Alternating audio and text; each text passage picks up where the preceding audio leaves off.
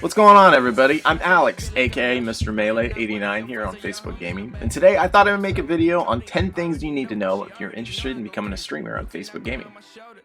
Now, this list is compiled with things that I use. I've had multiple people come up to me and ask me what software, what hardware, and how did I get started, so I thought it'd be a lot easier just to kind of condense everything down in a hopefully easy to follow video. But at any point in this video, if you want to learn more about the things that I'm mentioning, please let me know down in the comments. That way I can make a follow-up video. I'll have links and descriptions to everything that I mentioned as well that I use. So here we go. First thing that you're going to need to know if you're coming from a console like myself, you're going to need a capture card. There's different types of capture cards out there, but I personally like to use the HD60 from Elgato. It allows you to do 1080p and 60 frames per second. That's a great starting point. 4K and all that stuff's coming in the future, but for now, I think it's a great place to get started.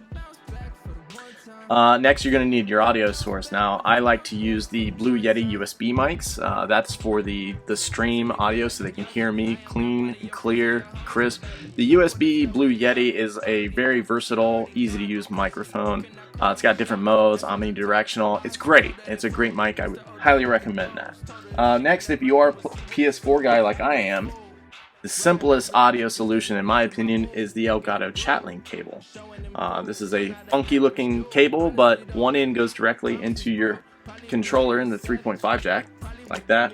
The other end goes into your headset, and then the final end will actually plug directly right into the Elgato, into the audio out. And what this captures is your game audio, and then any of your lobbies or your chat, your party chat volume. It does not capture your volume, and that's why the USB Blue Yeti mic's needed. But this is a simple $10 cable.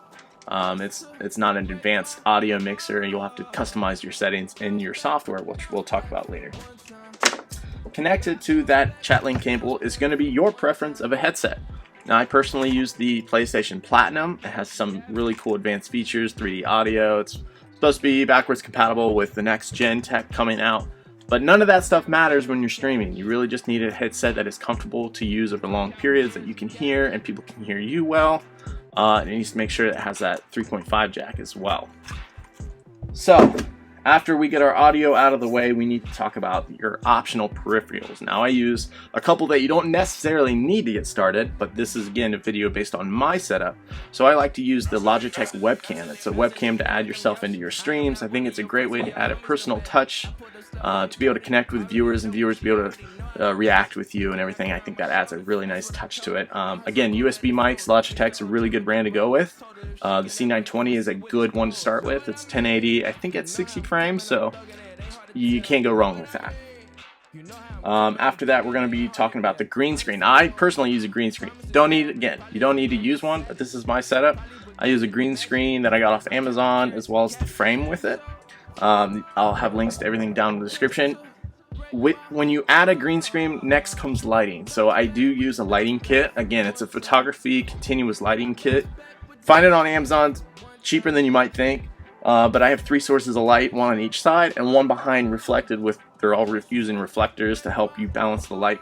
When you're using a green screen, quick tip real fast. When you're using a green screen, you need to have good sources of light, or that chroma key effect isn't going to quite look right. It's a balance that I fight with today still, but you do need some good source of lighting if you're going to use a chroma green screen effect. Okay, now we need to talk about software. You have all these elements, and they need to come together in a software. Now, there's different softwares out there. This might be controversial. I like Streamlabs. I think Streamlabs is really nice when you're a new streamer. It's really friendly.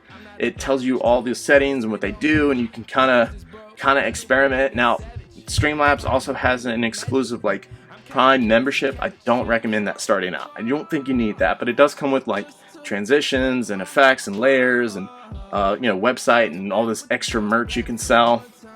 Those are all advanced features. You don't need those to start out. I use the free version. If you guys want to learn more about how I make my layers and what I use and all that, let me know down in the comments. But start out for free. Get to use the software and experiment with it. Get creative. You can do a lot with the free version. Also, real quick on the video thing. For Facebook Gaming, you're going to be limited to 720p and 30 frames until you hit level up. We'll talk about that later. So your bitrate, just a real quick tip, your bitrate is going to be 2500.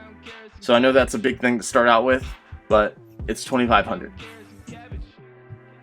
Okay, now we need to know about your PC or your laptop to be able to run this. I can't give you specific details on what's needed to stream. It's all dependent on your upload speed and what you can encode, what your computer can encode with video and audio.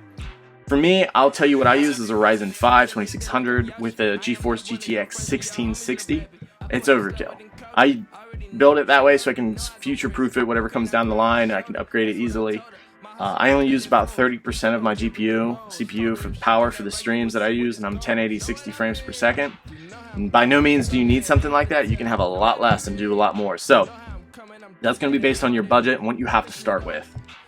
Okay, after all of this is in place, you need a Facebook gaming page. Now, you need to make sure when you're making a new page, make sure that you title or you make it as a gaming video creator. It's very specific about that. You need to make that if you're going to hit level up. And then you're on to your 100 followers. You got to hit 100 followers to apply for the level up, and that gives you access to 1080p, 60 frames per second, premium transcoding, and it also allows you to earn stars, which is probably the biggest thing you'll notice. But it also allows you to custom support from Facebook Gaming, as well as trying betas and products as they develop them. They push them out to the level up guys. To hit Facebook Gaming, you need 100 followers, as I mentioned before, but you also need to make sure that your page has been active for at least 2 weeks. So if you hit 100 followers before that, congratulations to you. That's awesome. But you need to be active for 2 weeks. You need to stream 2 days within those 2 weeks, and at least for 4 hours total.